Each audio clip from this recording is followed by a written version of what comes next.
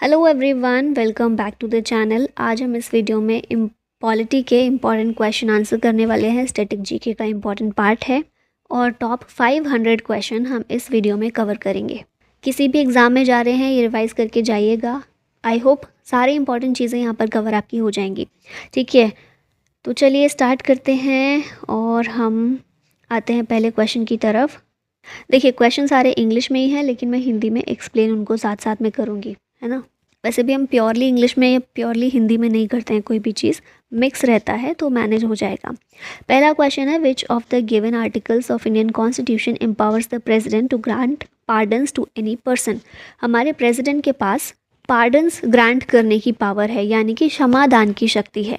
President अगर किसी को कोई सज़ा मिली हुई है और फिर लास्ट ऑप्शन, सब अपील करने के बाद लास्ट ऑप्शन किसी व्यक्ति के पास बचता है कि वो प्रेसिडेंट के पास अपील कर सकते हैं क्षमादान के लिए। ये संविधान में कहाँ पर बोला गया है? आर्टिकल 72। इसमें ये बताया गया है कि प्रेसिडेंट के पास पार्डनिंग पावर है। 5 तरह की पार्डन प्रेसिडेंट दे सकते हैं और ये अलग अलग तरह की अलग अलग कंडीशन में ये पार्डनिंग पावर यूज़ होती है। जैसे कि मान लीजिए किसी को फांसी की सज़ा मिली हुई है, लेकिन वहाँ पर एक पार्डनिंग पावर प्रेसिडेंट के पास आती है। अगर किसी ने अपील किया हुआ है तो वो फांसी की सज़ा रोक दी जाएगी। जब तक प्रेसिडेंट फाइनल डिसीजन नहीं लेते तब तक रोक दी जाएगी। ठीक है, मान लीजिए कल ही फांसी होनी है लेकिन वो रुक जाएगी क्योंकि अपील की हुई थी प्रेसिडेंट के पास। इसी तरह से एक ये टाइप होता है कि अगर कोई लेडी है, प्रेग्नेंट है या किसी की कोई मेडिकल कंडीशन है, उस आधार पर भी सज़ा को थोड़ा नरम कर दिया जाता है।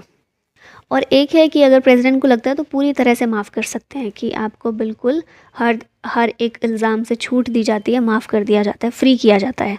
तो इस तरह से टोटल 5 तरह की ये पार्डनिंग पावर है आर्टिकल 72 के तहत। ठीक है, नेक्स्ट क्वेश्चन है, which among the following writ is a wakening call. अब रिट्स जो हैं ये भी 5 तरह की रिट्स होती हैं। हैबियस कॉर्पस, मैंडेमस, को वारंटो, प्रोहिबिशन और सर्शियरी। तो इन 5 में से कौन सी है जिसको वेकनिंग कॉल के तौर पर जाना जाता है? ये है मैंडेमस। और ये किस लिए जारी किया जाता है? कोर्ट के द्वारा। कोर्ट पब्लिक ऑफिशियल्स के खिलाफ ये जारी करती है, उनसे पूछते हुए कि वो अपनी ड्यूटी क्यों नहीं कर रहे हैं। ऐसा हमेशा होता है, हमारे कोई भी काम है, हम किसके पास जाते हैं? सरकार से कुछ भी काम होता है तो हम पब्लिक ऑफिशियल्स के पास जाते हैं। अगर वो काम करने से मना कर देंगे तो हम क्या करेंगे? अपील कर सकते हैं सुप्रीम कोर्ट के पास या हाई कोर्ट के पास भी। और फिर उस टाइम पर हाई कोर्ट या सुप्रीम कोर्ट एक रिट जारी करते हैं और उनसे कारण पूछते हैं कि आपने ड्यूटी से मना क्यों किया, अपना कारण बताइए। ठीक है, तो ये है मैंडेमस। और इसको वेकनिंग कॉल, क्योंकि वेकनिंग कॉल क्यों है? क्योंकि एक ऑफिशियल से पूछा जा रहा है कि आप ड्यूटी क्यों नहीं कर रहे हैं अपनी, जाग जाइए और जो आपका काम है वो कीजिए। इसलिए इसको वेकनिंग कॉल के तौर पर भी जानते हैं। और ये मैंने बता ही दिया, 5 टाइप की होती हैं writs: habeas corpus, mandamus, prohibition, certiorari और को वारंटो। सुप्रीम कोर्ट और हाई कोर्ट दोनों ही रिट्स इशू कर सकते हैं। सुप्रीम कोर्ट के पास ये पावर आती है आर्टिकल 32 से और हाई कोर्ट के पास ये पावर आती है आर्टिकल 226 से। Article 226 high court, 32 supreme court. ठीक है, रिट इशू करने की पावर। नेक्स्ट आते हैं क्वेश्चन पर, chairman of finance commission is appointed bye. Finance commission वित्त आयोग जो हमारा है, इसके चेयरमैन को अपॉइंट किया जाता है प्रेसिडेंट के द्वारा। अब बहुत सारी पोस्ट हैं जिन पर जो लोग हैं प्रेसिडेंट के द्वारा अपॉइंट किए जाते हैं, जैसे कि controller and auditor general of India, CAG को प्रेसिडेंट ही अपॉइंट करते हैं। फिर सुप्रीम कोर्ट के जजेस को भी हमारे प्रेसिडेंट के द्वारा अपॉइंट किया जाता है। Attorney general of India, central vigilance commissioner of India, सारे स्टेट्स के गवर्नर जो होते हैं वो प्रेसिडेंट के द्वारा अपॉइंट किए जाते हैं। स्टेट हाई कोर्ट के जजेस को भी प्रेसिडेंट अपॉइंट करते हैं। National commission for schedule caste और शेड्यूल ट्राइब, इनके सारे मेंबर्स को भी प्रेसिडेंट के द्वारा ही अपॉइंट किया जाता है। ठीक है, नेक्स्ट क्वेश्चन है, who appoints the chairman of the public accounts committee in the Indian parliament. तो Lok Sabha speaker public account committee के चेयरमैन को अपॉइंट करता है। अब देखिए, कमेटीज़ जो है ना पार्लियामेंट में बनाई जाती हैं, अलग अलग कमेटीज़, ताकि अलग अलग काम बांट दिया जाए सबको और वो अपना अपना देखते रहें। तो एक कमेटी इस तरह की भी होती हैं, कुछ कमेटीज़ जो डेली के डे टू डे के काम को देखती हैं कि डे टू डे का काम ठीक से हो रहा है या नहीं हो रहा है, सेशन जब चल रहा है उस टाइम पर। ठीक है, तो ये जो पब्लिक अकाउंट कमेटी है ये एक इकोनॉमिक कमेटी है और इसका काम भी क्या है? कैग की जो रिपोर्ट आती है ना, ऑडिट रिपोर्ट, कैग एक एनुअल ऑडिट रिपोर्ट अपनी पार्लियामेंट को सौंपता है, उसको एग्जामाइन करने का काम करती है पब्लिक अकाउंट्स कमेटी। ठीक है, हर साल ये कमेटी गठित की जाती है हर साल, और फिर इसके चेयरमैन को लोकसभा स्पीकर के द्वारा अपॉइंट किया जाता है। 1921 में इस्टेब्लिश हुई थी, ठीक है, पहली बार पीएसी पब्लिक अकाउंट कमेटी 1921 में बनी थी। 22 मेंबर होते हैं इसके टोटल, और 1 साल का टर्म होता है।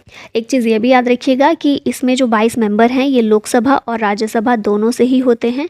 लोकसभा से 15 मेंबर्स आते हैं इसमें, और राज्यसभा से 7 मेंबर्स होते हैं पब्लिक अकाउंट्स कमेटी में, ठीक है। इस तरह टोटल 22 मेंबर्स, और इसका चेयरमैन लोकसभा स्पीकर अपॉइंट करते हैं, ठीक है। क्लियर चीज़ें। नेक्स्ट है, which one of the following is related to the Sarkaria committee.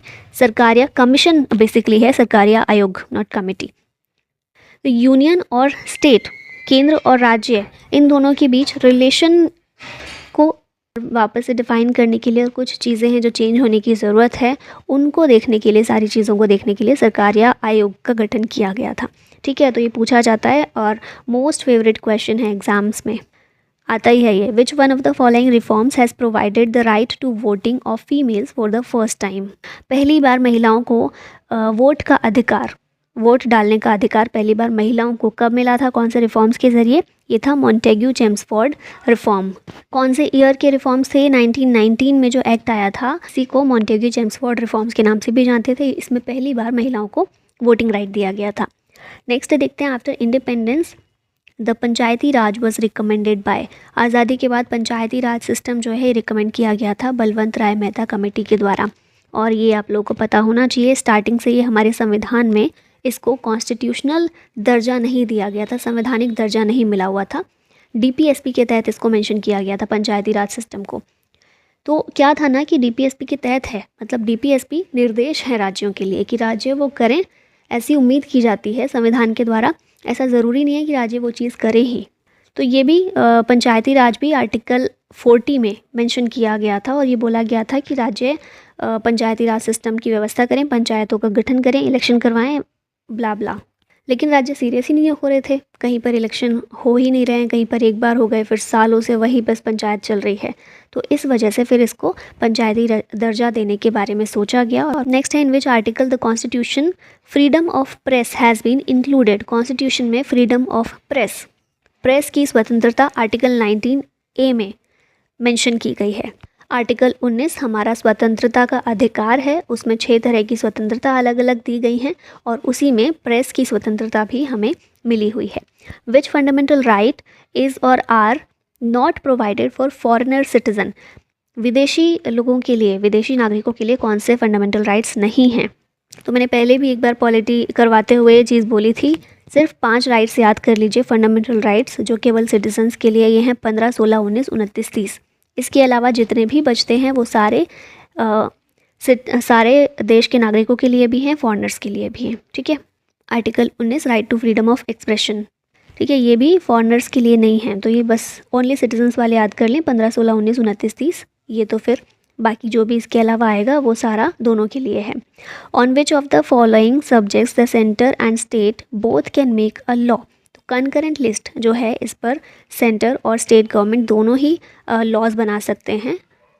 3 तरह की लिस्ट होती है, यूनियन लिस्ट, स्टेट लिस्ट और कंकरेंट लिस्ट। यूनियन लिस्ट जिस पर सिर्फ केंद्र सरकार कानून बनाएगी, स्टेट लिस्ट जिस पर सिर्फ राज्य कानून बनाएंगे, और कंकरेंट लिस्ट जिस पर दोनों बना सकते हैं, ठीक है।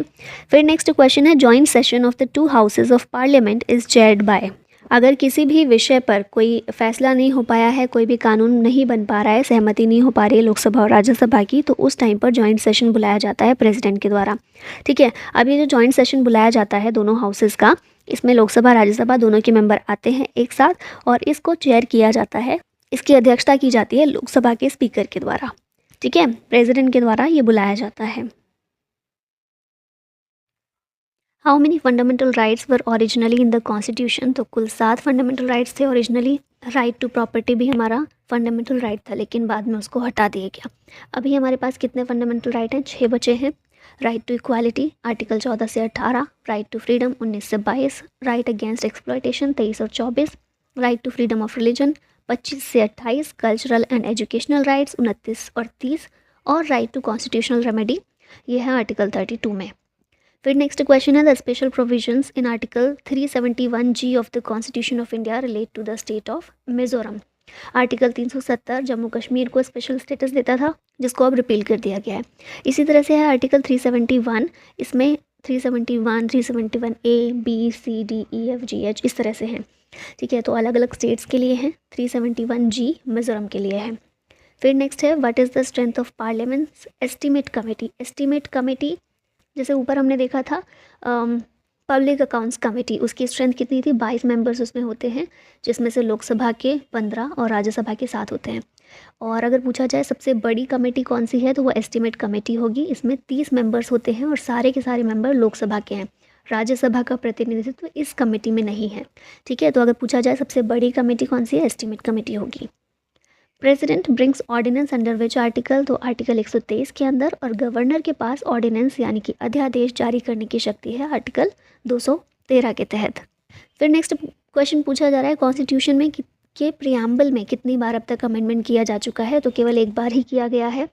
कब किया गया था, 1976 में 42nd कॉन्स्टिट्यूशनल अमेंडमेंट के ज़रिए, और उसमें 3 शब्द जोड़े गए थे हमारी प्रियम्बल में, सोशलिस्ट, सेक्युलर और integrity. Supreme court of India can resolve dispute between the centre and state. ये सुप्रीम कोर्ट का कौन सा ज्यूरिस्डिक्शन है, ये है ओरिजिनल ज्यूरिस्डिक्शन। ठीक है, which fundamental rights can not be suspended even during an emergency. Emergency के टाइम पर भी आर्टिकल 20 और 21 right to life and personal liberty, इनको सस्पेंड नहीं किया जा सकता है। ठीक है, पार्ट 8 के अंदर इमरजेंसी प्रोविजन दिए गए हैं। नेशनल इमरजेंसी, स्टेट इमरजेंसी और फाइनेंशियल इमरजेंसी, 3 तरह की इमरजेंसी है आर्टिकल 352, 356 और 360 में। फिर नेक्स्ट क्वेश्चन है parliament can change the name and boundary of the state under which article, तो यह है आर्टिकल 3। चीफ इलेक्शन कमिश्नर कब तक अपना ऑफिस होल्ड करते हैं, मतलब इनका टर्म कब तक होता है, 65 ईयर्स ऑफ एज तक।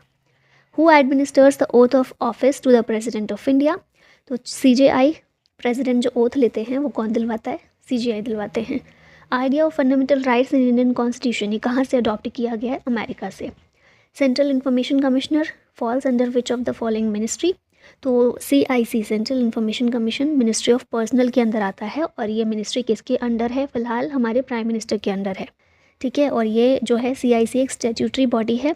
ये सेटअप की गई थी under right to information act 2005, और अब प्रेसिडेंट के द्वारा कमिश्नर्स को अपॉइंट किया जाता है। Chief information commission, UPSC, SSC, CBI, Lokpal, ये सभी मिनिस्ट्री ऑफ पर्सनल के अंदर आते हैं। फिर है inter state council, zonal council, NIA, NHRC, NDMA, ये सारे मिनिस्ट्री ऑफ होम अफेयर्स के अंदर आते हैं। फाइनेंस कमीशन, GST काउंसिल, ये मिनिस्ट्री ऑफ फाइनेंस के अंदर आता है। फिर उसके बाद national commission for SC, BCs etcetera, ये आते हैं ministry of social justice and empowerment के अंदर। फिर ब्रिटेन से हमने क्या क्या अडॉप्ट किया है, तो parliamentary government, rule of law, legislative procedure, single citizenship, cabinet system, prerogative writs, parliamentary privileges और बाई कैमरलिज्म, ये सारी चीज़ें ब्रिटेन से हमने अडॉप्ट की हुई हैं। फिर आयरलैंड से अडॉप्ट किया है हमने directive principle of state policy, method of election of the president, members, nomination to the Rajya Sabha by the president. USA से हमने लिया है फंडामेंटल राइट्स, प्रेसिडेंट के इम्पीचमेंट की प्रोसेस और जुडिशल रिव्यू। कनाडा से लिया गया है रेजिडुअरी पावर, जो कि प्रेसिडेंट के अंदर है। रेजिडुअरी पावर कौन सी होती हैं, देखिए 3 लिस्ट हैं, ये मैं पहले भी कई बार बता चुकी हूँ। 3 लिस्ट हैं, यूनियन लिस्ट, स्टेट लिस्ट और कंकरेंट लिस्ट। अब इन लिस्ट में सारे सब्जेक्ट बता दिए गए हैं, लेकिन कोई ऐसा सब्जेक्ट आ जाता है जो इन तीनों में कहीं फिट नहीं हो पा रहा है, उसको बोलते हैं रेजिडुअरी पावर, और ये प्रेसिडेंट को दी गई है। फिर idea of federation with a strong centre, ये भी कनाडा से हमने लिया है। फिर ऑस्ट्रेलिया से हमने क्या क्या लिया है, concept of concurrent list, article 108 जो कि जॉइंट सिटिंग के बारे में है, और freedom of trade and commerce. Next question है which article of the Indian constitution provides the procedure for removing the vice president, तो आर्टिकल 67 में वाइस प्रेसिडेंट के रिमूवल की प्रोसेस दी गई है। आर्टिकल 66 में वाइस प्रेसिडेंट के इलेक्शन के बारे में बताया गया है। प्राइम मिनिस्टर के अंडर कौन कौन से पोर्टफोलियो आते हैं, तो अभी जो हमारे प्राइम मिनिस्टर हैं इनके पास ministry of personnel, public grants and pensions है, डिपार्टमेंट ऑफ एटॉमिक एनर्जी और डिपार्टमेंट ऑफ स्पेस है। Who decides whether a bill is a money bill और नॉट, तो ये सारी पावर मनी बिल से रिलेटेड होती है लोकसभा के स्पीकर के पास में। ठीक है, आर्टिकल 110 में मनी बिल की डेफिनेशन दी गई है, और अगर कभी भी ऐसा सवाल आता है कि कोई बिल को मनी बिल माना जाए या नहीं माना जाए, तो ये एब्सोल्यूट पावर इसकी लोकसभा के स्पीकर के पास है। ये कहेंगे मनी बिल है तो रहेगा, ये मना कर देंगे तो नहीं होगा। ठीक है, फिर नेक्स्ट है which of the following taxes are imposed and collected by the state government. ये है स्टेट ड्यूटी, सेल्स टैक्स और land revenue. Who can remove the vice president from his post. तो ये पार्लियामेंट है जो कि वाइस प्रेसिडेंट को उनकी पोस्ट से हटा सकती है, और पार्लियामेंट में भी पावर राज्यसभा के पास है। अ जज of the supreme court may resign his office by writing to. Supreme court के जज को अगर रिज़ाइन करना है तो वो प्रेसिडेंट को अपना रेजिग्नेशन लेटर देते हैं। In the federation established under the act of 1935, residuary power किसको दी गई थी? तो 1935 आज़ादी से पहले गवर्नर जनरल के पास थी ये रेजिडरी पावर। हिंदी में इन्हें अवशिष्ट शक्तियाँ कहते हैं। The proposal for framing of the constitution of India by an elected constituent assembly. Cripps mission में पहली बार ये प्रपोजल आया था, लेकिन ये हमने अपनाया नहीं था प्रपोजल। अगस्त ऑफर में हमने एक्सेप्ट किया था, इसमें एक्सेप्ट नहीं किया था।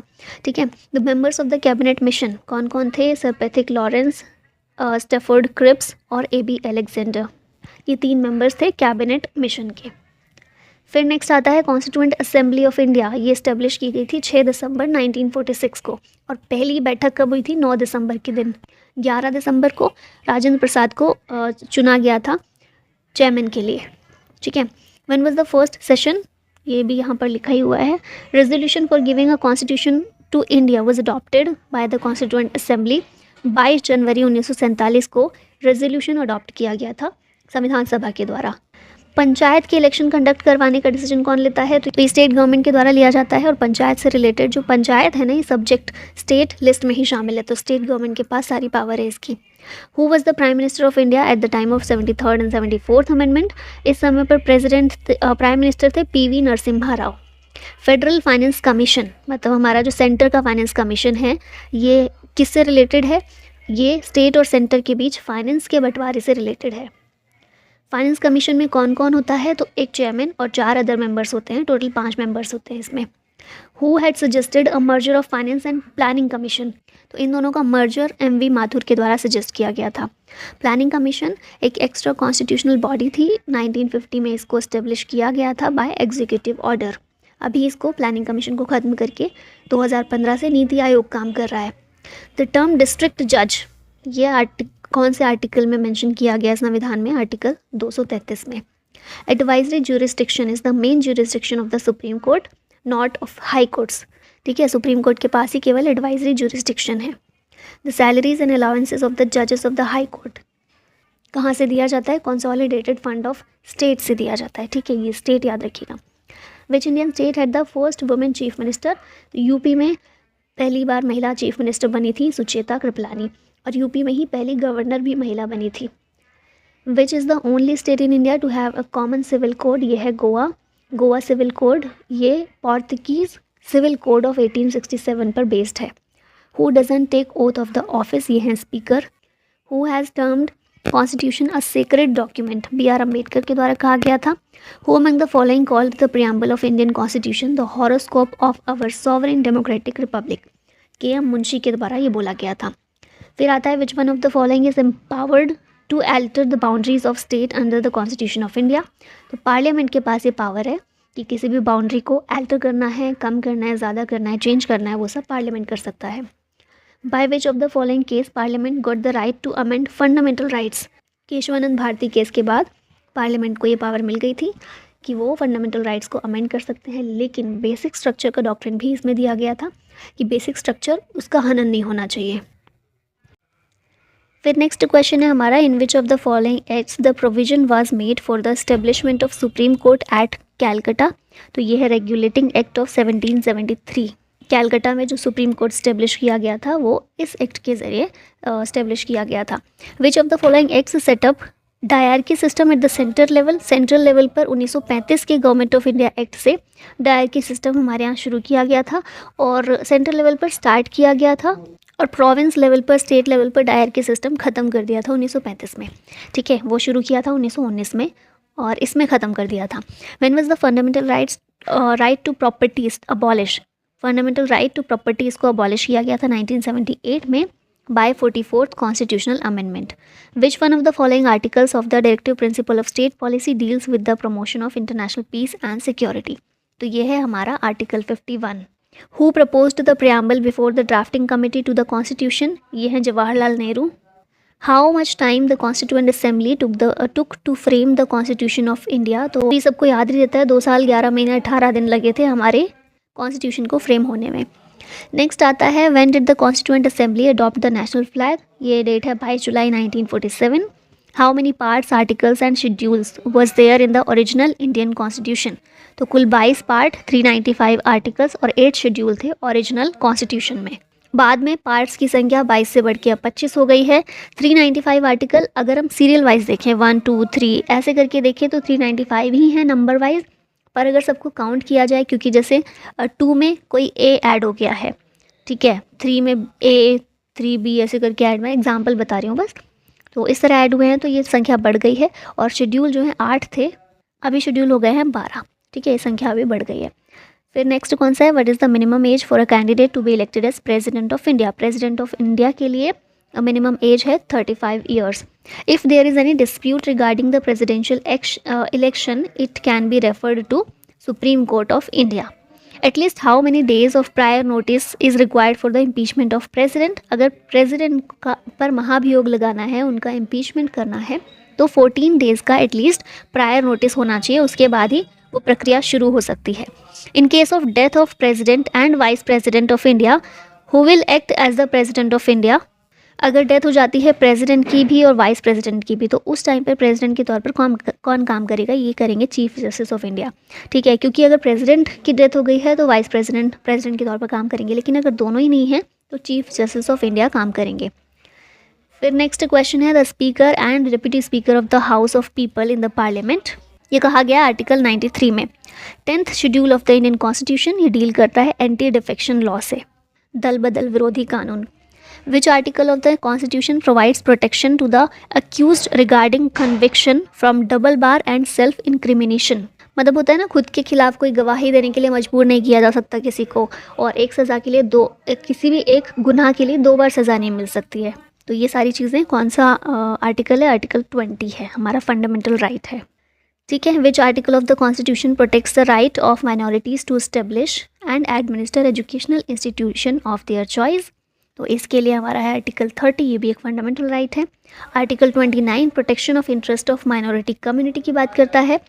फिर है पार्लियामेंट्री फॉर्म ऑफ गवर्नमेंट, कहाँ से अडॉप्ट किया गया है भारतीय संविधान में, यूके से लिया गया है। नेक्स्ट क्वेश्चन आता है the right to safe and clean drinking water is recognised as the fundamental right under. तो ये जो है साफ़ पानी पीने का अधिकार हमारा, ये आर्टिकल 21 के तहत मेंशन किया गया है। Who has the power to adjudicate disputes between the centre and states, ये है सुप्रीम कोर्ट। सेंटर और स्टेट के बीच में कुछ डिस्प्यूट होता है तो उसको सॉल्व करने का जो अधिकार है, पावर है, ये सुप्रीम कोर्ट के पास है। विच is the first ever state constituted on linguistic basis, भाषाई आधार पर गठित होने वाला पहला राज्य 1953 में बना था आंध्र प्रदेश। पोट्टी श्रीरामुलु, उनका नाम आपने पढ़ा होगा, उन्होंने 63 डेज़ की एक भूख हड़ताल की थी, उसके बाद उनकी डेथ हो गई थी, तो सिचुएशन बहुत बिगड़ने लगी थी, जिसकी वजह से आंध्र प्रदेश का गठन कर दिया गया था भाषाई आधार पर, ठीक है। How many types of justice has been enriched in the preamble of the constitution of India. तो 3 तरह के हमें जस्टिस दिया गया है प्रियम्बल में, 3 तरह के जस्टिस की बात की गई है, ये है सोशल, इकोनॉमिक और political. Prevention of cruelty to animals is listed in which list of the Indian constitution. 3 list हैं, तो तीनों में से कंकरेंट लिस्ट में prevention of cruelty to animals mention की गई है। Presently there are 22 languages in the 8th schedule of the constitution. इनमें से कौन सी लैंग्वेज नहीं है, तो इंग्लिश लैंग्वेज इसमें नहीं दी गई है, ठीक है। 22 लैंग्वेजेस में हिंदी शामिल है, इंग्लिश शामिल नहीं है, संस्कृत भी इसका पार्ट है। फिर नेक्स्ट क्वेश्चन है which act of British parliament abolished the East India company monopoly over trade in India. ये था charter act of 1813। The act of 1909 was associated with, ये एसोसिएटेड है introduction of separate electorate. In which, फिर हमारा next question है in which of the following cases supreme court held that the preamble forms part of the constitution. ये किस में कहा गया था कि हमारी प्रियम्बल प्रस्तावना संविधान का भाग है। Bommai versus union of India case में सुप्रीम कोर्ट ने अपना डिसीजन दिया था। द दिनेश गोस्वामी कमेटी, ये किससे रिलेटेड है, इलेक्टोरल रिफॉर्म से संबंधित है। The committee which recommended that the Panchayati Raj institutions should be constitutionally recognised was. Constitutional status मिलना चाहिए पंचायती राज इंस्टीट्यूशन को, ये कहा था पहली बार LM सिंघवी कमेटी ने। By which of the following act legislative council of India received the power to discuss the budget. तो भारत की लेजिस्लेटिव काउंसिल के पास बजट को डिस्कस करने की पावर ब्रिटिश टाइम पर इंडियन काउंसिल एक्ट 1892 के तहत दी गई थी। ठीक है, फिर नेक्स्ट है who has the right under the constitution to seek the opinion of the supreme court on the question of law. अगर लॉ से रिलेटेड कोई भी क्वेश्चन, कोई भी मुद्दा सामने आता है और उस पर ओपिनियन की ज़रूरत है, एक जुडिशियल ओपिनियन की ज़रूरत है, तो प्रेसिडेंट सुप्रीम कोर्ट से वहाँ पर ओपिनियन मांग सकते हैं। ठीक है, कंसल्ट कर सकते हैं। फिर आता है फोर्थ शेड्यूल इंडियन कॉन्स्टिट्यूशन का, किससे रिलेटेड है? तो काउंसिल ऑफ स्टेट्स में सीट्स के एलोकेशन से रिलेटेड है। काउंसिल ऑफ स्टेट्स क्या है? Rajya Sabha.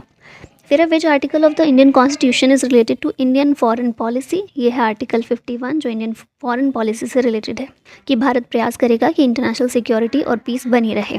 Fundamental duties were incorporated in the constitution on the recommendation of स्वर्ण सिंह कमेटी की रिकमेंडेशन पर फंडामेंटल ड्यूटीज़ को संविधान में शामिल किया गया था और फिर आर्टिकल 51A ऐड किया गया था इसके लिए। The president of India is elected by, किसके द्वारा इलेक्ट किए जाते हैं? तो राज्यसभा, लोकसभा और स्टेट लेजिस्लेटिव असेंबलीज़ के इलेक्टेड मेंबर्स के द्वारा प्रेसिडेंट को इलेक्ट किया जाता है। नॉमिनेटेड मेंबर्स इसमें पार्टिसिपेट नहीं करते हैं, लेकिन जब हटाना हो तो सिर्फ राज्यसभा और लोकसभा के इलेक्टेड प्लस नॉमिनेटेड दोनों ही सदस्य भाग लेते हैं हटाने के लिए। ठीक है, इलेक्शन के लिए सिर्फ इलेक्टेड मेंबर्स और स्टेट लेजिस्लेटिव असेंबली भी पार्ट लेती है। To whom does the president of India address the resignation. Resignation किसको देते हैं? President vice president of India को देते हैं और वाइस प्रेसिडेंट अपना रेजिग्नेशन प्रेसिडेंट को देते हैं। The dispute relating to the election of the president is referred to supreme court. कोई डिस्प्यूट होता है प्रेसिडेंट के इलेक्शन से रिलेटेड तो सुप्रीम कोर्ट के पास जाता है वो। Which article of the Indian constitution empowers the president to consult the supreme court. पीछे हमने देखा था ना, अगर कोई भी मैटर आता है, कोई भी क्वेश्चन आता है लॉ से रिलेटेड, तो प्रेसिडेंट सुप्रीम कोर्ट से कंसल्ट कर सकते हैं। ये पावर आर्टिकल 143 में दी गई है। हु कैन रिमूव अ जज ऑफ सुप्रीम कोर्ट। तो प्रेसिडेंट सुप्रीम कोर्ट के जज को हटा सकते हैं। Chief justice of India can be impeached from service by the president of India on advice of parliament of India. संसद अगर राष्ट्रपति को कहती है कि चीफ जस्टिस को हटा देना चाहिए तो हटा देते हैं। The Indian legislature was made by cameral for the first time by government of India act 1919। फिर नेक्स्ट है सच्चिदानंद सिन्हा, इनको टेम्पररीली कॉन्स्टिट्यूएंट असेंबली का चेयरमैन बनाया गया था पहली मीटिंग में, और ये पहली मीटिंग कब हुई थी? 9 दिसंबर 1946 को हुई थी। How many sessions of the Indian constituent assembly were conducted for the formulation of Indian constitution. तो कुल 12 सेशन हुए थे इंडियन कॉन्स्टिट्यूशन को बनाने के लिए, जो कॉन्स्टिट्यूएंट असेंबली बनी थी उसके। ठीक है, फिर आता है next, who among the following was the chairman of the union constitutional committee of the constituent assembly. तो जवाहरलाल नेहरू इसके चेयरमैन थे। फिर हम यहाँ पर कुछ और कमेटीज़ देख लेते हैं। तो committee on the rule of procedure, doctor Rajendra Prasad इसके चेयरमैन थे। स्टीयरिंग कमेटी के चेयरमैन थे राजेंद्र प्रसाद। स्टेट्स कमेटी के जवाहरलाल नेहरू। ड्राफ्टिंग कमेटी के BR Ambedkar. Provincial constitutional committee के Sardar Patel. Advisory committee on fundamental rights, minorities, tribal and excluded areas, Sardar Vallabh Bhai Patel थे। ठीक है, और इस कमेटी की 2 सब कमेटीज़ भी थी। एक थी फंडामेंटल राइट्स सब कमेटी जिसके अध्यक्ष थे JB कृपलानी, और माइनॉरिटी सब कमेटी के अध्यक्ष थे HC मुखर्जी। नेक्स्ट क्वेश्चन आता है, who was the president of the Indian National Congress at the time of partition of India. Partition के टाइम पर JB कृपलानी INC के प्रेसिडेंट थे। First lady to become governor of the state in India, ये थी Sarojini Naidu, UP की governor बनी थी ये। If the speaker of legislative assembly of a state wants to resign, he will give his resignation to. Legislative assembly में जो speaker होते हैं, अगर उनको अपना रेजिग्नेशन देना है तो वो अपना रेजिग्नेशन डिप्यूटी स्पीकर को देते हैं, और डिप्यूटी स्पीकर अपना रेजिग्नेशन स्पीकर को देते हैं। नेक्स्ट क्वेश्चन पर आते हैं, who presides over the meeting of the national development council of India. तो प्राइम मिनिस्टर होते हैं NDC के chairman. Establishment of Lokpal and Lokayukta in India, ये एडमिनिस्ट्रेटिव रिफॉर्म कमीशन ARC के द्वारा रिकमेंड किया गया था। The decision to disqualify the person declare convict by the court to contest the election has been made by. अगर court ने ऐसा बोला है कि कोई पर्सन कन्विक्ट है तो उसे डिस्क्वालीफाई करने का किसका डिसीजन होता है? ये डिसीजन पार्लियामेंट के द्वारा लिया जाता है। Which of the following is concerned with the 61st amendment of the Indian constitution. 61st amendment के ज़रिए हमारी वोटर्स की एज को कम किया गया था। कितना? 21 से 18। अभी 18 साल के लोग दे सकते हैं वोट। ये किया गया था 61st अमेंडमेंट के जरिए। Functions to be assigned to panchayats by 73rd amendment of the constitution are mentioned in, तो जो भी काम हैं पंचायती राज इंस्टीट्यूशन के वो सारे 11th शेड्यूल में मेंशन किए गए हैं, और नगर पालिका के कामों को 12th शेड्यूल के अंदर मेंशन किया गया है। The appointment of a governor in a state is made as per the provision in the constitution under article 155। Governor की अपॉइंटमेंट की सारी जो प्रोसेस होती है ये 155 के अंदर दी गई है। Which of the following cases comes under the jurisdiction of high court and supreme court, तो फंडामेंटल राइट्स के इन्फोर्समेंट का जो भी मामला होगा वो हाई कोर्ट या सुप्रीम कोर्ट ही देखेंगे। Provisions of schedule 6 of the constitution apply to which of the these states, तो ये जो 6th शेड्यूल है 4 स्टेट्स से रिलेटेड है, चारों नॉर्थ ईस्ट के स्टेट हैं, असम, मेघालय, त्रिपुरा और मिज़ोरम। ठीक है। वेलफेयर स्टेट, इसका एम क्या है? Welfare state aims to management of welfare of weaker sections. Union territories in India, इनको एडमिनिस्टर कौन करता है? प्रेसिडेंट करते हैं through the administrator appointed by him. उस एडमिनिस्ट्रेटर को लेफ्टिनेंट गवर्नर या फिर एडमिनिस्ट्रेटर के नाम से ही जानते हैं। A British citizen staying in India can not claim right to freedom of trade and profession. Starting में देखे थे ना कौन से फंडामेंटल राइट हैं जो सिटीजन सिर्फ सिटीजन के लिए हैं और कौन से सभी के लिए, सिटीजन या फॉरेनर्स सभी के लिए। याद होना चाहिए, देखा भी था हमने स्टार्टिंग में। अभी बिल्कुल वीडियो पॉज कीजिए और कमेंट बॉक्स में बताइए answer. The provisions of reservation of OBC is made in the constitution under which article, तो ओबीसी के लिए रिजर्वेशन का प्रोविजन आर्टिकल 15(4) और 16(4) में दिया गया है। 15(4) एजुकेशन में रिजर्वेशन देता है और 16(4) जॉब्स में रिजर्वेशन देता है। पंचायती राज system in India is laid down under DPSP. Article 40 जो है इसमें पंचायती राज सिस्टम के बारे में बात की गई है। The vacant post of the president is to be filled within 6 month. कोई भी पोस्ट है कॉन्स्टिट्यूशनल पोस्ट, वो 6 महीने के अंदर ही अगर वो खाली हो जाती है 6 महीने के अंदर ही भरनी ज़रूरी होती है। ठीक है। The president can dissolve Lok Sabha on recommendation of the union cabinet. Who is the chairman of Rajya Sabha, तो वाइस प्रेसिडेंट होते हैं राज्यसभा के chairman. Official legal adviser to state government, ये होता है एडवोकेट जनरल। फिर अगला है the controller and auditor general of India. CAG is appointed by president और आर्टिकल 148 कैग के बारे में है। Procedure of impeachment of the president of India, ये किस तरह का प्रोसीजर है? क्वाजी जुडिशियल प्रोसीजर है। ठीक है, अर्ध न्यायिक प्रक्रिया। If a money bill is accepted in Lok Sabha, Rajya Sabha can withhold it maximum up to 14 days. Money bill के लिए सारी पावर लोकसभा के पास ही है, राज्यसभा के पास कोई पावर नहीं है। मनी बिल लोकसभा में अगर पास हो गया है तो राज्यसभा के पास सिर्फ इतनी पावर है कि वो 14 दिन तक उसको होल्ड करके रख सकता है। उसके बाद अगर राज्यसभा से वापस नहीं भी गया वो मनी बिल तब भी पास माना जाता है। ठीक है। इंडियन पार्लियामेंट की लार्जेस्ट कमेटी कौन सी है? तो ये एस्टिमेट्स कमेटी है। कमेटी जब हमने देखी थी स्टार्टिंग में तो मैंने बताया भी था ये चीज़। Under which act the schedule caste and schedule tribe atrocity removal law was implemented in 1989। Constitution की गार्डियनशिप किसके पास है? ये है गार्जियनशिप किसके पास है? ये है सुप्रीम कोर्ट के पास।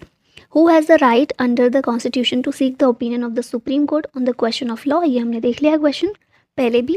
According to which article of constitution of India the chief minister is appointed by the governor of a state, ये बोला गया आर्टिकल 164 में। स्टेट फाइनेंस कमीशन एक कॉन्स्टिट्यूशनल बॉडी है under the 73rd constitutional amendment act 1992। ये चीज़ ना थोड़ी सी ठीक कर लीजिएगा। अंडर आर्टिकल 280 हमारा finance commission, central finance commission जो है उसके बारे में बात की गई है आर्टिकल 280 में। The articles 17 and 18 of constitution provide social equality. 17 में अनटचेबिलिटी दी गई है, अनटचेबिलिटी को अबॉलिश करने का काम करता है ये। और आर्टिकल 18 अबॉलिशन ऑफ टाइटल्स की बात करता है।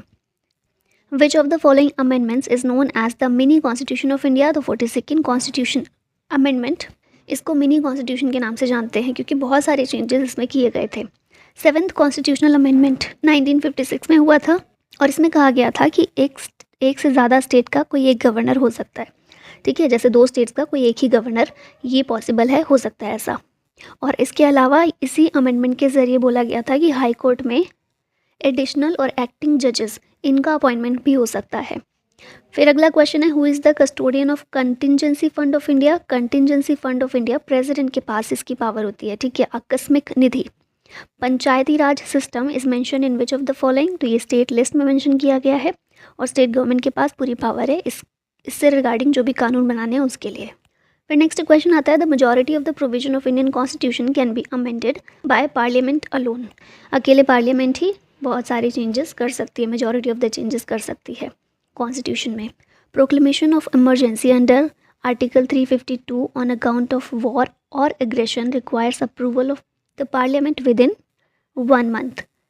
इमरजेंसी प्रोविजन 352, 356 और इसी में 365 भी है और 360, ये है ना, तीन तरह की इमरजेंसी है।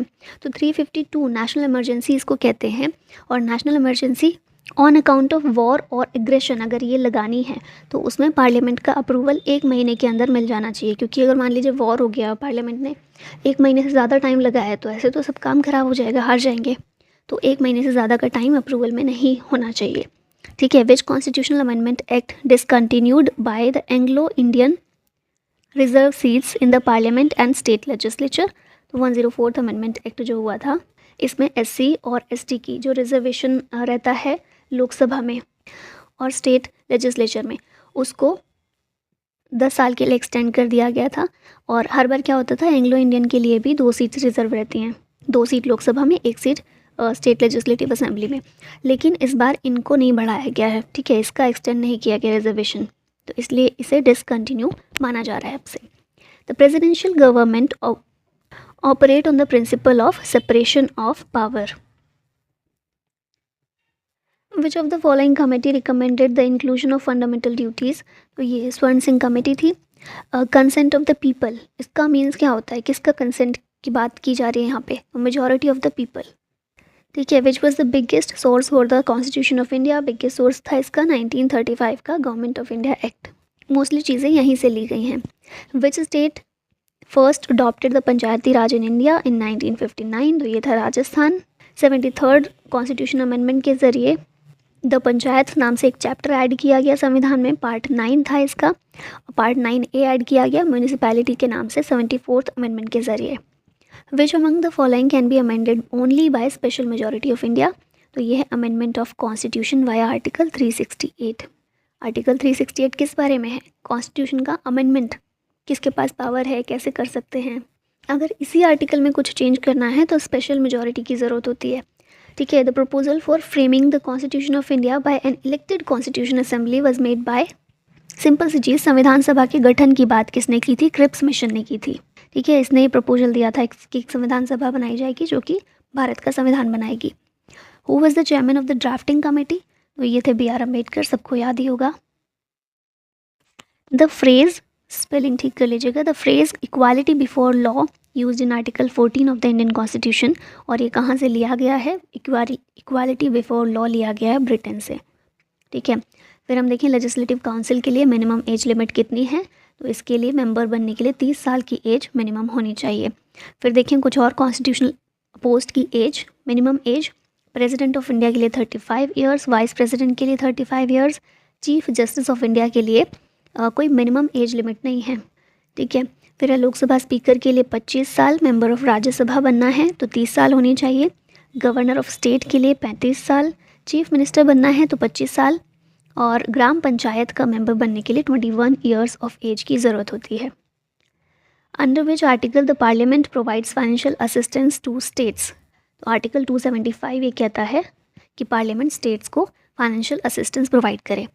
विच right mentioned in the Indian constitution is absolute in nature. कौन सा राइट है जो एब्सोल्यूट है अपने नेचर में, ये है right to get equal pay for equal work. Which one of the following articles deals with the appointment of the prime minister and other ministers. तो ये है आर्टिकल 75, अच्छे से याद रख लीजिए। Total number of ministers including the prime minister कितने होने चाहिए, तो 15% मेंबर्स ऑफ लोकसभा, मतलब लोकसभा के जितने भी मेंबर्स हैं उन मेंबर्स की सिर्फ 15% ही मिनिस्टर्स बन सकते हैं, including prime minister. Which institution has the final authority to interpret the constitution of India. Constitution में कोई भी चीज़ समझ में नहीं आ रही है तो उसको कौन इंटरप्रेट करता है, हमारा सुप्रीम कोर्ट करता है। फिर नेक्स्ट आता है विच amendment bifurcated the erstwhile combined national commission for schedule caste and schedule tribe into 2 separate bodies. तो ये 89th अमेंडमेंट एक्ट 2003 में लाया गया था। इससे पहले क्या था कि SC और ST के लिए एक ही नेशनल कमीशन हुआ करता था। 2003 के बाद ये अलग अलग कर दिए गए, नेशनल कमीशन फॉर SC और नेशनल कमीशन फॉर एसटी। ठीक है, फिर आया next, elementary education was made a fundamental right under which constitutional amendment act. तो ये था 86 अमेंडमेंट एक्ट, 2002 में आया था और इसके ज़रिए एलिमेंट्री एजुकेशन को फंडामेंटल राइट बनाया गया था। 6 से 14 साल तक के बच्चों को free and compulsory education provide करना स्टेट की ड्यूटी है। The Dinesh Goswami committee electoral reform से रिलेटेड है। मनी बिल आर्टिकल 110 में दिया गया है और ये केवल लोकसभा में प्रेजेंट किया जा सकता है। राज्यसभा मना नहीं कर सकती इसको, सिर्फ 14 दिन तक अपने पास रख सकती है। Who appoints ad hoc committee on parliament. तो ये लोकसभा और राज्यसभा के स्पीकर, लोकसभा में स्पीकर बोलते हैं, राज्यसभा में चेयरपर्सन बोलते हैं, ये एडहॉक कमेटी को अपॉइंट करते हैं।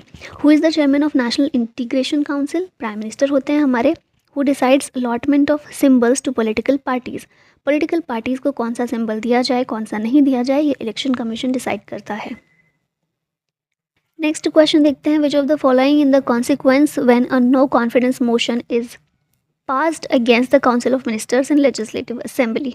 नो कॉन्फिडेंस मोशन, अविश्वास प्रस्ताव अगर पास हो जाता है तो क्या होता है, जितने भी मिनिस्टर्स हैं उन्हें रिज़ाइन करना पड़ता है।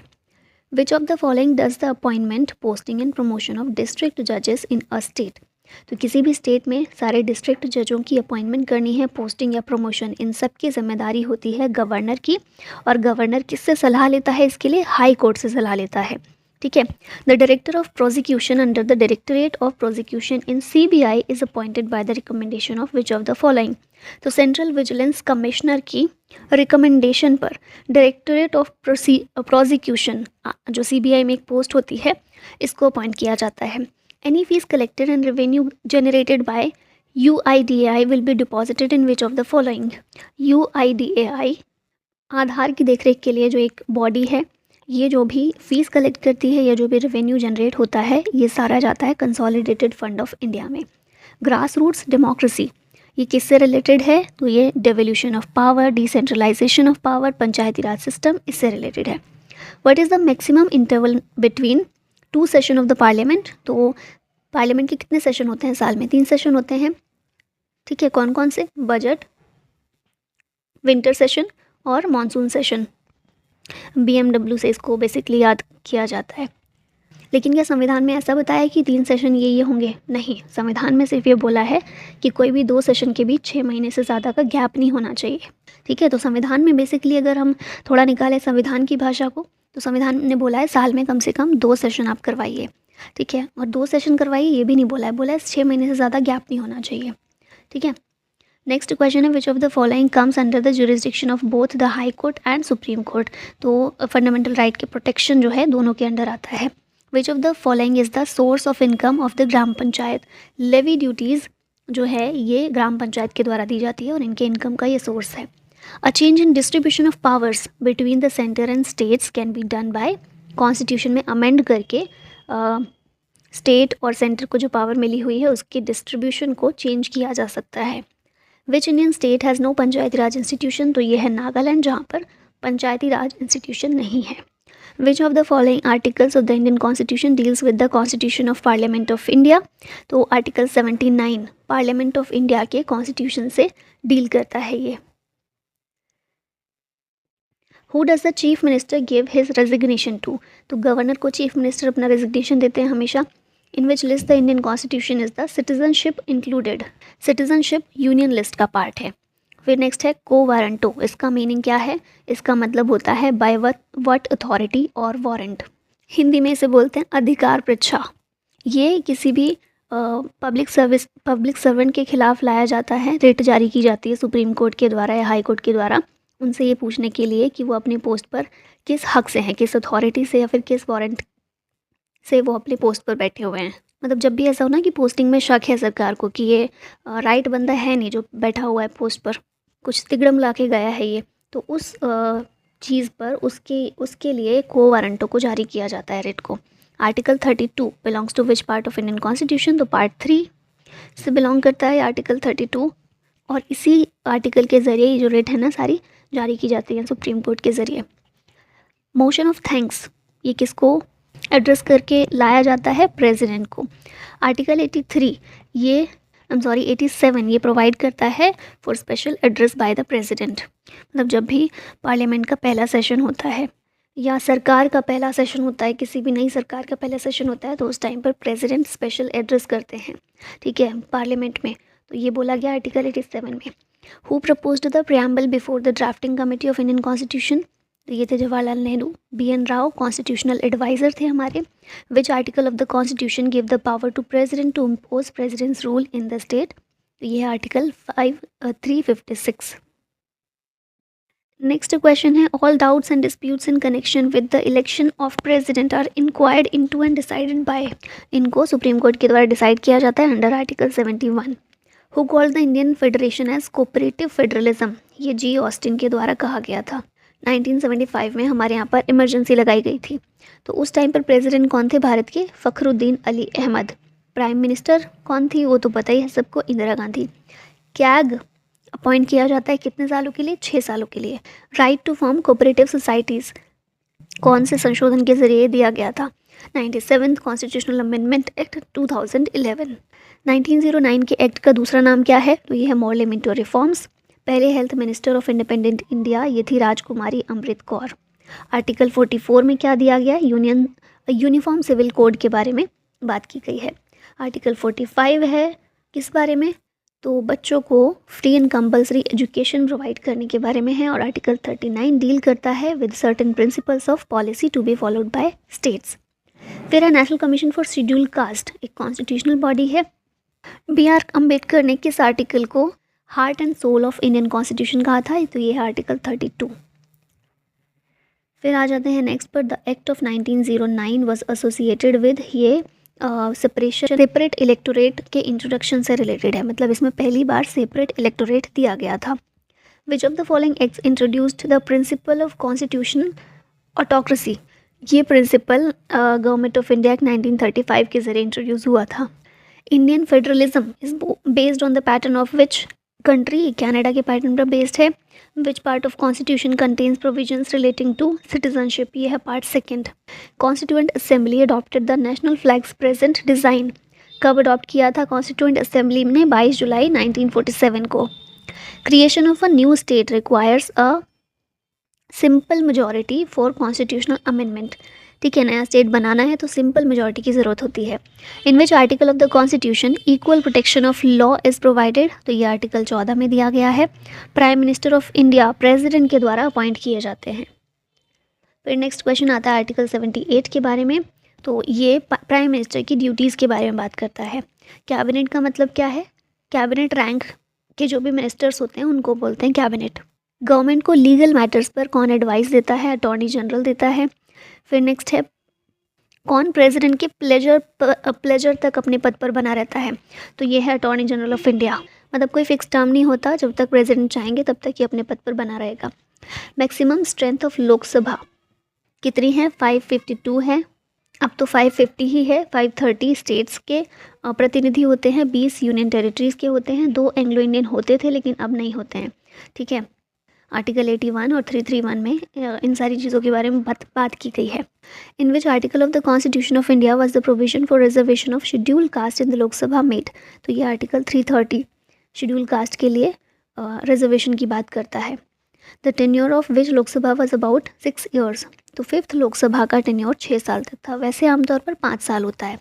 ठीक है, और ये 6 साल क्यों था? क्योंकि इस समय पर इमरजेंसी लगी हुई थी तो 1 साल बढ़ा दिया गया था कार्यकाल। उत्तर प्रदेश सबसे ज़्यादा नंबर ऑफ मेंबर भेजता है लोकसभा में, 80। फिर नेक्स्ट है, the prime minister of India is the head of the central government. A resolution for the removal of the vice president of India can be proposed only in Rajya Sabha. Vice president Rajya Sabha के ही ex officio chairman होते हैं, तो अगर उनको हटाना है तो वो प्रपोजल भी राज्यसभा में ही लाया जाएगा। वाइस प्रेसिडेंट ऑफ इंडिया इनको इलेक्ट कौन करता है? तो जो हमारे दोनों हाउस ऑफ पार्लियामेंट हैं, लोकसभा और राज्यसभा, ये दोनों मिलकर ही इनके मेंबर्स ही वाइस प्रेसिडेंट को चुनते हैं। राष्ट्रपति भवन डिज़ाइन किया गया था एडविन लुटियंस के द्वारा। The first president of India Rajendra Prasad, ये बिहार से बिलोंग करते थे। फिर आता है next question, the 4th president of India, ये कौन थे? वी गिरी थे। Power of the president to grant pardon, ये एक जुडिशियल पावर है, क्योंकि किसी को सज़ा देना या माफ़ करना किसके अधिकार क्षेत्र में आता है? जुडिशरी के। ठीक है, और हमारे गवर्नर और प्रेसिडेंट दोनों को भी ये पावर दी गई है कि वो पार्डन कर सकते हैं, माफ़ कर सकते हैं किसी सज़ा दिए गए व्यक्ति को। तो ये भी जुडिशल पावर के अंदर आता है इनका। डायरेक्टिव प्रिंसिपल किस तरह के हैं नेचर में, ये नॉन जस्टिफिएबल हैं, मतलब इनको अगर लागू नहीं किया जाता है तो हम इसके लिए हम कोर्ट के पास नहीं जा सकते हैं, ठीक है, इसके लिए ये जस्टिफिएबल नहीं है। Who among the following can remove the governor of state from office, तो गवर्नर को प्रेसिडेंट हटा सकते हैं। आर्टिकल 153 बोलता है there shall be a governor of each state. 155 बोलता है governor of state shall be appointed by the president. 157 में एलिजिबिलिटी दी गई है और 161 में पार्डनिंग पावर गवर्नर की मेंशन की गई है। The demand for constituent assembly was accepted in which proposal of the British government. तो अगस्त ऑफर जो है, अब देखिए क्रिप्स मिशन जो आया था उसने प्रपोजल दिया था कि एक संविधान सभा बनाएंगे जो कि संविधान बनाएगी भारत का, पर वो प्रपोजल हमने एक्सेप्ट नहीं किया था। हमने अगस्त ऑफर वाला प्रपोजल एक्सेप्ट किया था 1940 में, निम्नलिखितों के द्वारा ये लाया गया था, ठीक है। लिबर्टी, कितने तरह की लिबर्टी हमारे प्रियम्बल में मेंशन की गई है, तो 5 तरह की लिबर्टी दी गई है। Liberty of thought, belief, faith and worship. Who is the common chairman of the 5 zonal council, तो यूनियन होम मिनिस्टर हमारे जोनल काउंसिल के चेयरमैन होते हैं। In how much time the proclamation of emergency must be approved by the both houses of parliament, तो 1 महीने के अंदर, ये हमने पहले भी बात की है। Question of disqualification of A member of state legislature, ये गवर्नर के द्वारा डिसाइड किया जाता है। अगर स्टेट लेजिस्लेचर की जगह पार्लियामेंट आ जाएगा तो यहाँ पर प्रेसिडेंट आ जाएगा आंसर। हु अपॉइंट्स द जजेस of a state high court, तो प्रेसिडेंट ही अपॉइंट करते हैं स्टेट हाई कोर्ट के जजेस को भी, in consultation with the chief justice of India and the governor of the state. Which of the following leads to termination of session of house, तो prorogation, house का termination करना है तो prorogation उसको बोला जाता है। एडजर्नमेंट क्या होता है, किसी निश्चित समय के लिए अगर जो सिटिंग है उसको ख़त्म कर दिया गया, सस्पेंड कर दिया गया, जैसे सस्पेंड करते हैं ना किसी को कि हम 1 हफ्ते के लिए, 1 महीने के लिए सस्पेंड कर रहे हैं, स्पेसिफाइड टाइम के लिए करते हैं तो एडजर्नमेंट होता है। और एडजर्नमेंट साइन एंड डाई क्या होता है, जब बताया नहीं जाता कि कितने टाइम के लिए सस्पेंड किया जा रहा है, बस सस्पेंड कर दिया फॉर इनफाइनाइट पीरियड, ठीक है। और डिसोल्यूशन क्या होता है, डिसोल्यूशन ख़त्म कर देना, डिसोल्यूट कर देना, हाउस की लाइफ ही ख़त्म कर देना। फिर नेक्स्ट क्वेश्चन है which act of British parliament transferred the power of East India company to British crown, the government of India act 1985। 1857 की क्रांति के बाद फिर जो नेक्स्ट ईयर ही एक्ट आया था उसके ज़रिए ईस्ट इंडिया कंपनी से पावर ब्रिटिश क्राउन को दे दी गई थी। Constitution of India came into effect from 26 जनवरी 1950, सबको पता होगा।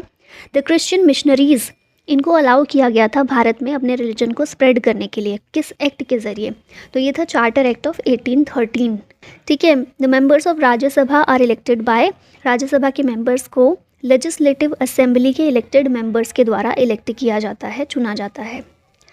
The president addresses both the house of parliament assembled together, ये मैंने पीछे बताया भी था कि कभी भी जनरल इलेक्शन कोई हुआ है, नई सरकार जो बनी है उसका पहला सेशन, और हर साल जो पहला सेशन होता है उसको प्रेसिडेंट एड्रेस करते हैं। हाई कोर्ट रेट इशू करता है, ये पावर दी गई है आर्टिकल 226 में, और सुप्रीम कोर्ट की आर्टिकल 32 में। The preamble declares India as a sovereign state, इसका मतलब क्या है, इसका मतलब है कि इंडिया अपने एक्सटर्नल अफेयर्स और इंटरनल अफेयर्स इनको कंडक्ट करने के लिए पूरी तरह से फ्री है, कोई भी बाहरी दबाव भारत के ऊपर नहीं आ सकता है। Who is known as the first law officer in India, तो ये होता है attorney general of India. Which article of the constitution provides protection to the accused regarding conviction from double bar and self incrimination, मतलब एक ही चीज़ के लिए 2 बार सज़ा नहीं मिल सकती और खुद की गवाही के लिए किसी व्यक्ति को नहीं बोला जा सकता है। आर्टिकल 20 में ये हमें प्रोटेक्शन दी गई है। आर्टिकल 30 किस बारे में है, right of minorities to establish and administer educational institution. Article 29 किस बारे में है, protection of interest of minority community. फिर आता है question we who observed that controller and auditor general of India shall be the most important officer under the constitution of India, तो ये doctor Bhimrao Ambedkar के द्वारा ये चीज़ बोली गई थी, रखी गई थी। Prevention of cruelty to animals, ये कौन सी लिस्ट में है, तो ये कंकरेंट लिस्ट का पार्ट है। एक्ट ऑफ 1909, इसमें क्या किया गया था, तो ये मेन जाना जाता है सेपरेट इलेक्टोरेट के इंट्रोडक्शन के लिए। Supreme court held that the preamble forms the part of constitution. दोबारा एक क्वेश्चन आया है Bommai versus union of India case में, सुप्रीम कोर्ट के द्वारा ये बोला गया था। Which article of the Indian constitution is related to Indian foreign policy? यह आर्टिकल 51। प्रेसिडेंट जब भी चाहें किसी मैटर पर सुप्रीम कोर्ट से कंसल्ट कर सकते हैं, ये कहा गया आर्टिकल 143 में। फिर है इंडियन लेजिस्लेचर, इसको बाई कैमरल बनाया गया था पहली बार कब? गवर्नमेंट ऑफ इंडिया एक्ट 1919 में। फिर आता है the decision to disqualify the person declared convict by the court to contest the election has been made by parliament. मुझे लग रहा है ये रिपीट हो रहे हैं क्वेश्चन ना, ये भी हम कर चुके हैं। Dinesh Goswami committee electoral reforms के लिए है। Who has been authorised to constitute finance commission to review finance position of panchayat. Panchayat का फाइनेंस कमीशन के लिए, पंचायत की फाइनेंस पोजीशन के लिए फाइनेंस कमीशन बनाया गया है ना, स्टेट फाइनेंस कमीशन बनाया गया है। तो किसके द्वारा स्टेट फाइनेंस कमीशन गठित किया जाएगा? ये पावर दी गई है गवर्नर को। ऑटोक्रेसी का मतलब क्या होता है? ऑटोक्रेसी का मतलब होता है एब्सोल्यूट रूल बाय वन, किसी एक ही व्यक्ति के पास पूरा अधिकार होना। When was the first central legislative assembly constituted? तो 1920 में पहली बार सेंट्रल लेजिस्लेटिव असेंबली बनाई गई थी। The concept of rule of law, ये एक स्पेशल फीचर है कॉन्स्टिट्यूशन में। कहाँ से लिया गया है? यूके से लिया गया है। Who described the government of India act 1935 as a new charter of bondage? ये पंडित जवाहरलाल नेहरू के द्वारा डिस्क्राइब किया गया था। Under which act the schedule caste and schedule tribe atrocity removal law was implemented? इसका आंसर है 1989। Parliamentary committee has not been set up welfare of minorities. The vacant post of the president, ये कितने time के अंदर भरनी चाहिए? अगर president की पोस्ट खाली है तो 6 महीने के अंदर भर जानी चाहिए, ठीक है, इलेक्शन दोबारा हो जानी चाहिए। पंचायती राज सिस्टम, ये किस में मेंशन किया गया था? डीपीएसपी में किया गया था, उससे फिर इसको कॉन्स्टिट्यूशनल दर्जा दिया गया। The provision of reservation of OBC, article 15(4) और 16(4) में दिया गया है। यूनियन टेरिटरीज इन इंडिया, ये किसके द्वारा एडमिनिस्टर की जाती हैं? प्रेसिडेंट के द्वारा, through the administrator appointed by him. Welfare state का मतलब क्या है? Management of welfare of weaker section. Repeat हो रहे हैं फिर से क्वेश्चन। डीपीएसपी कहाँ पर दिया गया? पार्ट 4 में, आर्टिकल 36 से 51 में। फिर है प्राइम मिनिस्टर और अदर मिनिस्टर्स की अपॉइंटमेंट से कौन सा आर्टिकल डील करता है? 75। How many times a person can be elected as the president? तो कोई भी बार नहीं है इस पर, कोई भी ऐसी सीमा नहीं है कि कोई भी व्यक्ति सिर्फ 2 बार, 3 बार, 4 बार ही प्रेजिडेंट बन सकता है, कितनी भी बार बन सकता है। आर्टिकल 52 में ये चीज़ बताई गई है। फिर है process of electing the president, कहाँ से लिया गया? कहाँ से लिया है हमने? आयरलैंड से लिया है। जापान की पार्लियामेंट को क्या कहते हैं? डाइट बुलाते हैं। In which year both 73rd and 74th amendments ये पास हुए थे कब? 1992 में, ठीक है। फिर Kesavananda Bharati versus state of Kerala, ये है 1973 का। इसकी मेन थीम क्या थी? बेसिक स्ट्रक्चर डॉक्ट्रिन इस केस के ज़रिए सुप्रीम कोर्ट के द्वारा दिया गया था और बहुत इंपॉर्टेंट केस है केशवानंद भारती केस। फिर 1978 का है Maneka Gandhi versus union of India. इसकी मेन थीम थी expanding the rights to life under constitution of India. Indira Sawhney versus union of India 1992 का केस है और इसकी मेन थीम थी रिजर्वेशन रिलेटेड क्राइटेरिया। फिर आता है Vishaka versus state of Rajasthan, ये केस है 1997 का, to prevent sexual harassment at the work place, और विशाखा गाइडलाइंस इसी केस के बाद निकल कर आई थी। फिर है Aruna Ramachandra Shanbaug versus union of India, 2011 का ये केस है और इसके ज़रिए पैसिव यूथेनेशिया को एक्सेप्ट कर लिया गया था। यूथेनेशिया कब दिया जाता है? जब कोई भी व्यक्ति, उसकी हालत इतनी ख़राब होती है कि सर्वाइव करना या ना करना बराबर है, मतलब वो इतना ज़्यादा सर्वाइव कर रहा है, जीने के लिए इतना ज़्यादा स्ट्रगल कर रहा है, इससे अच्छा कि उसको पैसिव तरीके से मार दिया जाए, उसकी जान ले ली जाए। एक्टिव यूथेनेशिया क्या होता है ना, डायरेक्टली किसी को मार देना, लेकिन हमारे यहाँ पर एक्टिव यूथेनेशिया ये एक्सेप्ट नहीं किया गया, पैसिव यूथेनेशिया को एक्सेप्ट किया गया है। इसका मतलब होता है कि मान लीजिए कोई व्यक्ति है, बेड पर है, मेडिकेशन पर है, पूरी तरह से सब मशीन्स लगी हुई हैं उसको ज़िंदा रखने के लिए, तो वो मशीन का सपोर्ट हटा देना, ठीक है।